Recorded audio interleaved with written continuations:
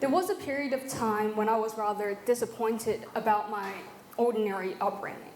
Sometimes I catch myself wishing that I had a terrible abuse or something like that to draw upon. But of course, I will quickly dispel these thoughts and feel rather ashamed of the insensitivities in them, as the more rational part of me firmly reminds myself that in actuality, I do not want that.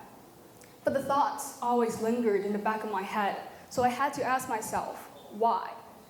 Wasn't I happy with being happy? And now I think that this is fundamentally rooted in my misconceptions about change and growth. It was a time when I wanted to grow, when I wanted to improve and become a better, stronger person, but I didn't know how. So I thought that the only answer is pain. Think about it. Morph. Immediate association, metamorphosis. From a caterpillar to a butterfly, from a human to a bug. It's always quick and dramatic. And there's always a certain sense of pain that is associated with it. Say for one, you want to become a superhero, right? Yes, this is a diagram that I wanted to show you. So what you do is that you get an injection and you step into this little cool science box and you scream at the top of your lungs because it hurts so much. And then dramatic lighting, loud epic music blaring overhead, and you come out of this machine being a full-fledged superhero. It's always sudden and always dramatic. And there's always this one big dramatic event that signifies the change that you undergo. You can see the same pattern when you look at real-life celebrity stories about their success. There's always this one sentence that we always hear, and that is, at that moment, I knew that things will never be the same. At that moment, I know that I have to change. But when you think about it though, that moment is not really about the transformation itself, but rather the realization that the transformation had occurred. And the grandness that we often attribute to these moments is so much that we often forget that oftentimes it can be as simple as just casually chatting with your friends and then saying something along the lines of, oh, remember back when I was a kid? And then going, wait, why did I just say that? Does that mean I'm old now? Or it can be the correction tapes at the cover of all your books in the beginning of the school year because you keep getting the grade wrong when you put your name on them. The transformation is accumulation of subtle changes and tiny events. It cannot be captured within a single moment. But we do have a tendency to only look at the big events and overlook the little moments. And to add to that, we also tend to focus on the negative experiences rather than the positive ones. And now that is very natural because looking at the big task at hand allows us to maximize our efficiency. And negative experiences simply demand an explanation. So you put a lot of time and thought into our negative experiences. And we are still taught to always learn from our mistakes and reflect on them. But is there something that we are missing in this way of thinking? Is there value in the parts of our experiences where we simply overlook? And these are questions that positive psychologists seek to answer. Positive psychology, as the name suggests, is that it studies positive emotions and positive experiences. The thing that I like most about it is that although it is a scientific field of study, it is often less academic and a little more relatable and applicable to our daily lives. It is a reaction to psychology's overly narrow focus on the negative. In the academia, there is about a 21-to-1 ratio of studies regarding the negative experiences to studies regarding the positive ones. And so they wanted to shift the balance a little bit.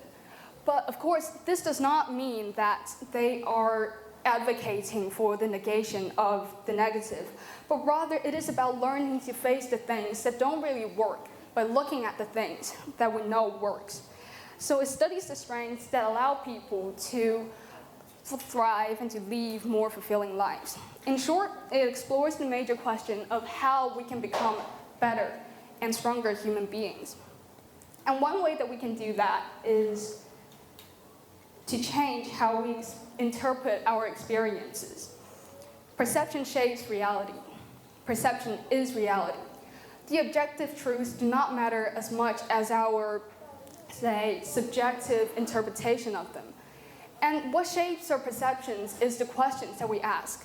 We ask ourselves, what are my weaknesses? What are things that I need to improve? What is wrong? Sure, these are very important questions, but they cannot be the only questions that we ask. Because if they are, then the only thing that we will end up seeing is the deficiencies. Consider this question now. What are your 3 strengths and weaknesses? When you think about it, most often we find that it takes much longer and much more consideration to come up with our 3 strengths than our 3 weaknesses. And that is because we don't usually go around every day asking ourselves what our strengths is. And thus, a lot of our virtues is just gone. Like, we don't know that they even exist.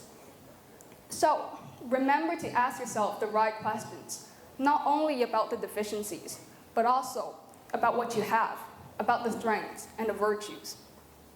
And this can be developed into things that are beneficial to us, a lot of different things that is useful and applicable in our lives. Ideas like resilience, self-responsibility, or meaningful connections. But to me, these ideas are still a little bit too vague and too broad for me to really put anything into practice. So I thought that I'd start small and I'd make it easy for myself. And there's this one exercise that I tried out that I think is very cool, and I'd like to share it with you guys here.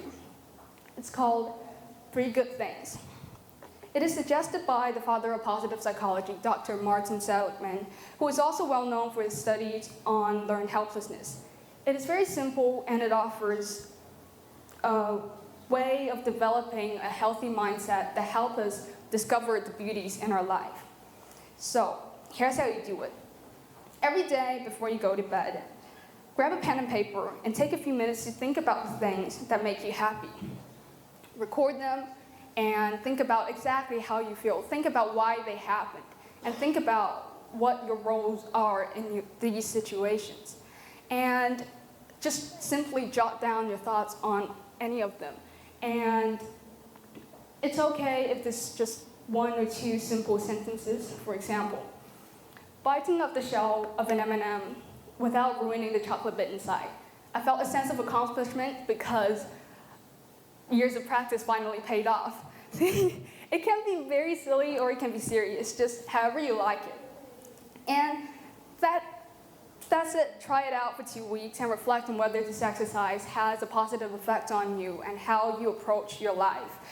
Another important thing to keep in mind is that, again, this exercise does not encourage the negation of your negative experiences. You can record them, like even if you are facing certain things that you find really hard to deal with, it's all right.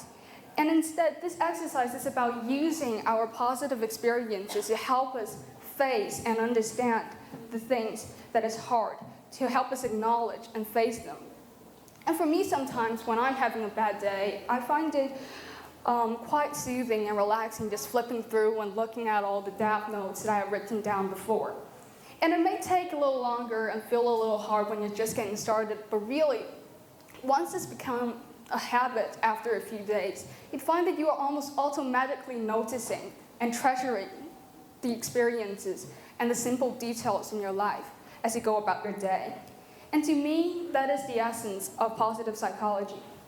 We learn to pay more attention to our positive side and to interpret the tiny moments that in turn accumulates and shapes us. We learn to cultivate self-esteem and happiness so that we can feel more comfortable dealing with hard situations. And in the end, we find a new light under which we can see our fuller selves. Thank you.